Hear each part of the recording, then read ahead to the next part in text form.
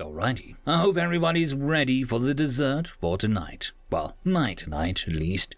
Your afternoon or evening or whatever it may be. If you want to see more of the series, you know what to do. And if you haven't heard yet, because I keep talking about it, me and the missus did a podcast this weekend with 2 hours of me rambling on about sci-fi. That sort of thing interests you, check the description. There will be a link.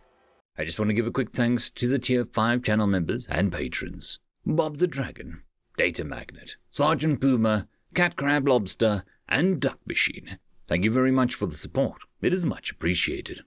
Anyways, on to the story. Night beasts, night stalkers, night terrors, the people of the night. Putting one in the same room as anyone, even a possible super soldier, meant sentencing him or her to die. Those nocturnal hunters were the stuff of nightmares and horror vids, purely carnivorous. They could eat plant matter like any normal race, but would become blind, start to wither away, and eventually die off without flesh to supplement it. They were small compared to most beings, but incredibly strong and moved faster than the eye could track. With a mouth of razor-sharp teeth, claws to 8 centimeters long on their feet, and a kick powerful enough to take the head off a massive ice-walking Kent, they were near-perfect land predators.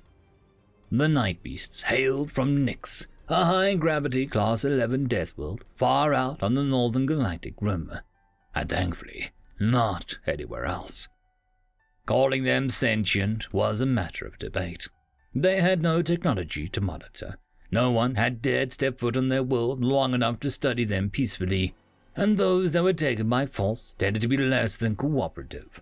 Indeed, no less than 3 ships had had their crews slaughtered to a being after poaching a live night beast. In 2 of the cases, where scans showed only the creature alive on board, the ships were all railgunned into oblivion just to be on the safe side. The insurance companies would have much rather written them off as a total loss than risked recovering them. The 3rd case had been different. The ship had been recovered in orbit around Nyx, with a single escape pod missing and nothing but dead bodies aboard. Logs indicated that the creature had gotten loose when the ship was some 20,000 light-years away, warping space at full speed for its home port.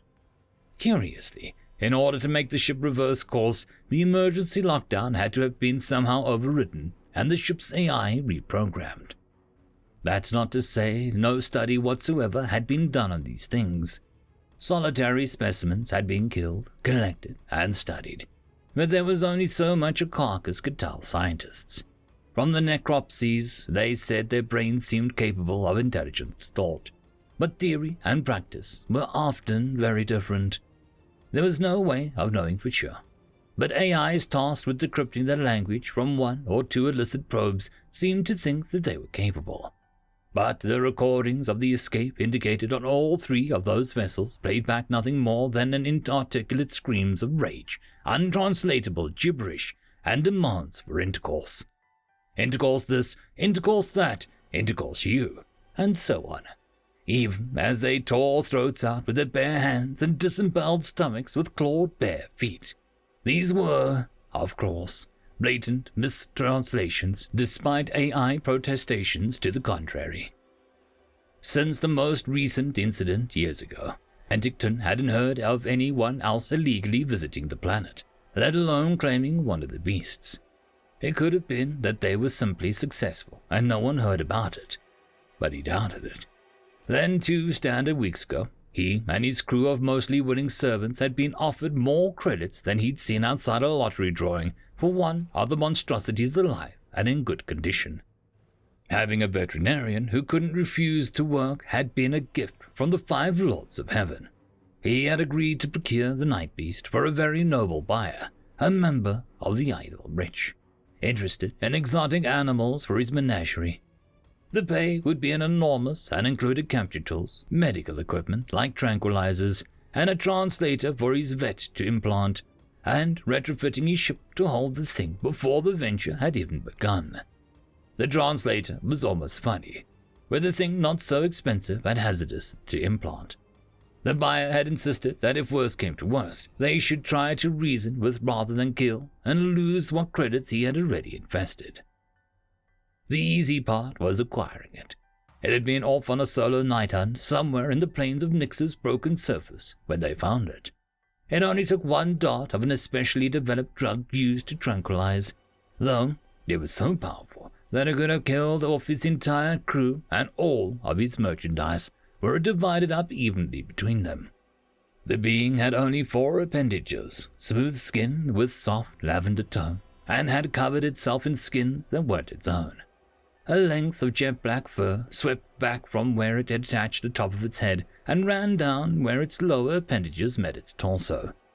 2 razor-sharp claws were present on its feet, each almost a decimeter long, with a 3rd tiny vestigial claw on the outsides.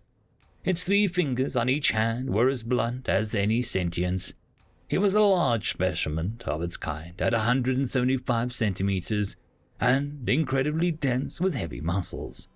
4 men had to carry it onto the levitation pallet, and then on into its hardened composite cage, which itself was inside a heavily reinforced cargo hold in the belly of the ship. So far, the creature had killed only 3 of the crewmen. As far as the Captain Anticton was concerned, that was a ready and acceptable return on investment. Fewer people to share the prize, and he got to learn who among his men was dumb enough to approach a docile-looking creature during feedings, despite being specifically told not to do so.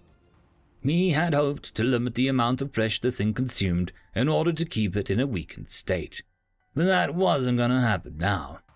It hadn't even finished with the first course before it killed the other 2 crewmen. They had tried to pull their already dead friend from its cage. Instead, they only ended up joining him inside. How a meter and a half wide, 2.5 meter tall Tatoran male could fit between 10 centimeter wide gaps in the bars was one of the mysteries of nature. It went to show that if one pulled hard enough, anything was possible. The captain wasn't worried. The night beast ate 3 meals per night cycle, as best as he could tell. They would eventually recover all their wayward crewmen as it threw the finished bones from its cage. It had tried to kill a 4th and 5th time, but only managed to take a tentacle off one crewman and shatter another's upper hip. They hadn't gotten close enough to... No. Video footage proved that the thing had thrown the thigh bones of the consumed crewmen at the compatriots, with deadly force and accuracy. He hadn't known that it could do that. Quick-witted observers erected a force field between the cage and the entrance to the hold just in time to prevent lethal follow-up projectiles. Not once since it had been here had it done anything but roar and scream. He tried to talk to it a few times, but got nowhere. His conversations always ended the same way, with him having to blast it with a cold water hard enough to kill a man just to shut it up. It rarely worked at first, but when he did it for long enough, it usually just ended up accepting its fate, silently gasping for air, half drowned in the corner of its cell as the water pounded it. He didn't do that more than a few times. It's not that he felt sorry for it, or didn't feel like getting vengeance for his crew, although he could not care less. It was just that he had better things to do than torture a stupid beast. No, he would definitely not be putting the human anywhere within reach of this thing. The snuff vids on the dismemberment would be valuable, sure, but perhaps not as valuable as a slave from an uncharted world. Those, like Steve N., were totally off record, with no one to come looking for them, and nowhere to escape to. Some of the less reputable slave buyers would pop a top credit for the likes of him. That, and he didn't feel like giving the night beast yet another week's worth of hearty meals. End of chapter. And that, my friends, concludes this video. I hope